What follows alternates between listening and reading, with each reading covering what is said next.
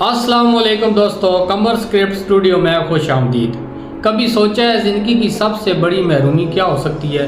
نہ ہاتھ ہوں، نہ پاؤں ہوں، نہ سہولت، نہ آسائش، لیکن پھر بھی کوئی شخص دنیا کے لاکھوں لوگوں کے لیے امید کی کرن بن جائے۔ یہ ہے نک کی کہانی، ہمت، صبر اور یقین کی زندہ مثال۔ نک پیدائشی طور پر ایک ایسی بیماری کے ساتھ پیدا ہوا جس میں انسان کے ہاتھ اور پاؤں نہیں ہوتے۔ بچپن میں لوگ اس پر ہنستے تھے، تانے دیتے تھے۔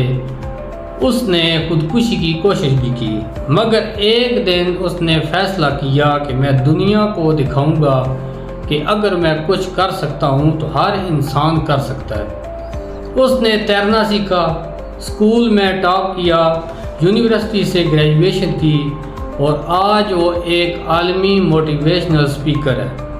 اس نے شادی کی، بچے ہیں اور وہ دنیا بھر کے نوجوانوں کو پیغام دیتا ہے، ہمت مت ہارو کیونکہ تمہارے اندر عظمت ہے۔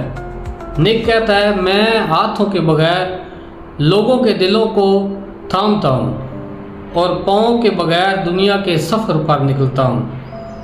دوستو، یہ صرف الفاظ نہیں، یہ ایک عزم ہے۔ دنیا میں لاکھوں لوگ جسمانی طور پر مکمل ہیں مگر ہار مان چکے ہیں، اور ایک نک ہے جس نے جسمانی کمی کو اپنی طاقت بنا دیا۔